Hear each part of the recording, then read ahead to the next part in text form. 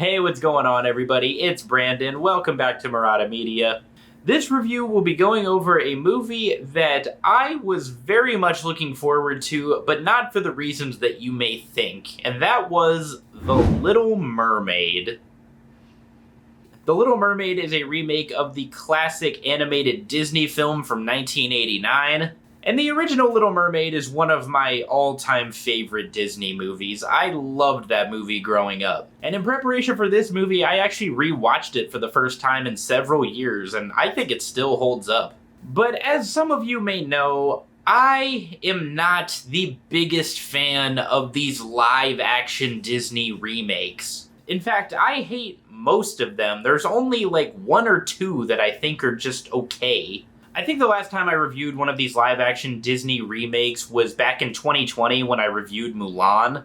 And that was a movie that I thought was a failure from every single aspect. It did the original Mulan so dirty. It was just a horrible movie. If you want to hear my full thoughts on that movie, then go check out my review of it. I also made a review of The Lion King the year before that, and that was another movie that I absolutely hated. And just at the end of last year, I watched the live-action remake of Pinocchio, directed by Robert Zemeckis on Disney+. And that remake might honestly be the worst of all the ones I've watched. And just a few weeks ago, I watched the remake of Peter Pan and Wendy on Disney+ as well. And yeah, you may have guessed it, but that movie was also absolutely atrocious. I just hate seeing Disney ruin these classic animated movies that I loved growing up. So I went into The Little Mermaid with possibly the lowest expectations that you could imagine. Because on top of most of these live-action remakes just being so bad, The Little Mermaid seemed like it had everything going against it. Every time I saw a trailer for this movie, it just looked like the CGI wasn't finished, the lighting was terrible, and Disney is once again choosing to go with these uncanny, realistic character models for their animal characters. But all that being said, I was very surprised by The Little Mermaid. But I did not like this movie, but I also don't think it's bad either. This movie is not bad at all, but it is extremely flawed. So let's get the big question out of the way first. How is Halle Bailey as Ariel? She's good. I looked at her acting history before I made this review, and she doesn't really have a lot of acting experience. The only real acting credit that she has that was a main role and sort of big was for the Blackish spin-off Grownish. So this is the first time that she'll be in something that people will actually go see. But yeah, I think she did a good job as Ariel. Her performance wasn't anything spectacular, like it didn't really blow me away, but I also wasn't underwhelmed or thought it was the worst performance that I'd ever seen. I don't think she brought anything particularly new to the character, and I just don't think that this is the star-making performance that I've heard countless people describe it as. But that being said, if Halle Bailey can do one thing, she can sing. She is a phenomenal singer. And I thought this was evident from the trailers too, and that's what I said every single time I watched it. I'm like, okay, she can sing, that's obvious, but can she act? And I know she was a singer before she got into acting, so I'm cutting her a little bit of a break here. But she sings those classic Little Mermaid songs that we all know and love with such passion, and she really shows it. She really does have a beautiful voice, and in some ways I think she might have improved on some of the songs in certain ways. Surprisingly, I liked most of the performances in this movie. Some performances I was looking forward to, and others I didn't quite understand. I thought Melissa McCarthy was a perfect casting for Ariel, but I've heard a lot of people say that they were disappointed by her performance, as well as Javier Bardem's as King Triton. But personally, I really did not have a problem with either of them, but I think that might be due to the fact that since I didn't really have any expectations for this movie, I couldn't be disappointed. I was more so worried about the voice acting performances. Daveed Diggs plays Sebastian, and you might know him better as Thomas Jefferson / Lafayette from Hamilton. And for some reason, Awkwafina plays Scuttle. Scuttle was a boy in the original movie, so I'm not really sure why they made Scuttle a girl here. It didn't really add anything or take anything away, so I guess they didn't really have anything to lose. And they could have gotten a much better voice actor to voice Scuttle, but of those two performances, one surprised me and one I thought was just a miscast. Daveed Diggs really surprised me with his enthusiasm and emotion playing Sebastian, but in the original, Sebastian talked with a Jamaican accent, and he does the same thing in this movie, but when Daveed Diggs does it, it just sounds a lot more inauthentic. But I kind of just stopped noticing it after a while, and eventually it didn't really bother me. But Awkwafina as Scuttle, yeah, that just didn't work for me. And Awkwafina has actually grown on me. At first, I thought she was really annoying, but over the years, I've started to like her more and more. But I don't know, hearing her voice come out of a bird, I don't know what kind of bird Scuttle is in this movie, because she's not a seagull anymore, but hearing her voice come out of a bird's mouth, I don't know, it just, I didn't like it. I did not like her in this movie. But aside from most of the acting being good to passable, one of the standouts is definitely the songs. In particular, the classic songs that we all grew up with. Part of Your World, Under the Sea, Kiss the Girl, all of those songs are in this movie, and I think they sound great. The songs themselves were fine, so why fix what isn't broken?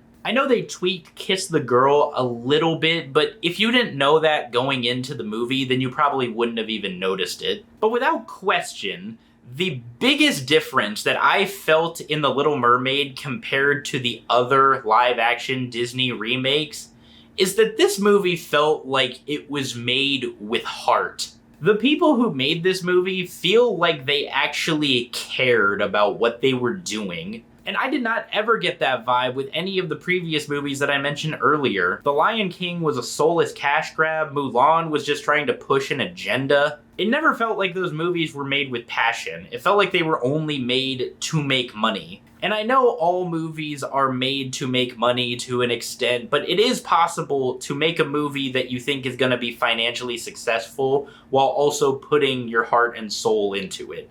The two are not mutually exclusive.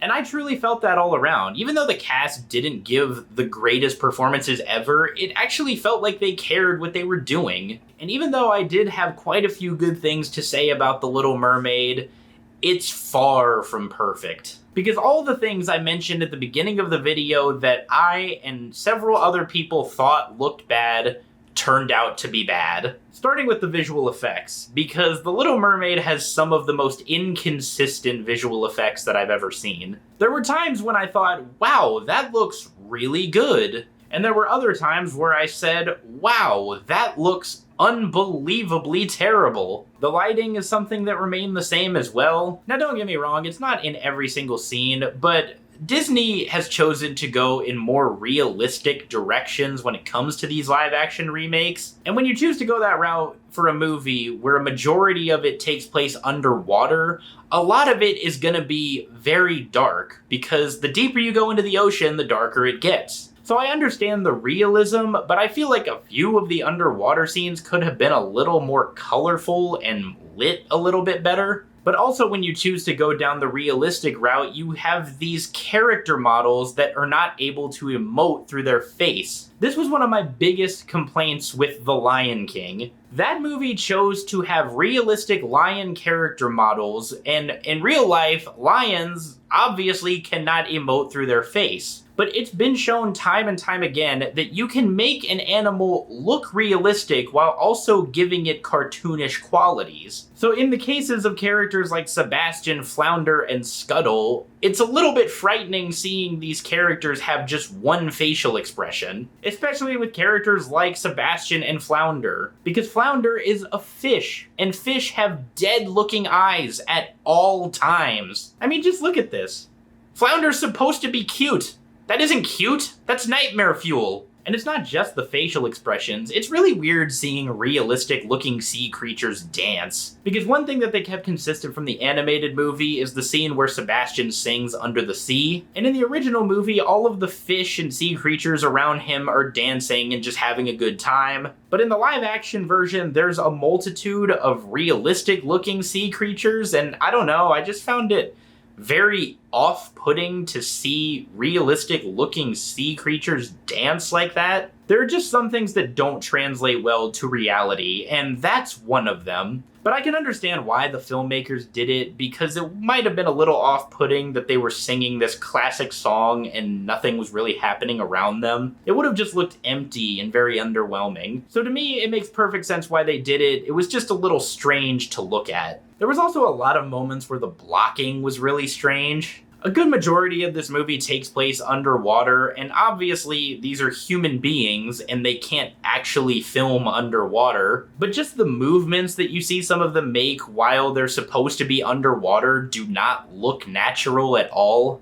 It just looks more like it's an actor in a studio that's made to look like it's underwater. That might be a hell of a reach, but I'm sorry, it was very noticeable to me. There's also a scene where Prince Eric is singing a song. Yes, he gets his own song, but I'll get to that in a minute. And as he's singing, he's just running around and flailing about, and it just looks so awkward and unnatural. But there is one scene in particular where I thought of certain characters' movements just looked downright fake. And the scene I'm referencing in particular is the one where Ariel is looking around the rock at Prince Eric as he's unconscious on the beach after she found him. And she starts singing Part of Your World again, which leads to that classic shot of Ariel on top of the rock with the waves crashing over her. But in this movie, she starts out by peering out the side of the rock, and then she, moves her way up the rock so we can get to that classic shot. But the way she got up there just looked so strange. She starts,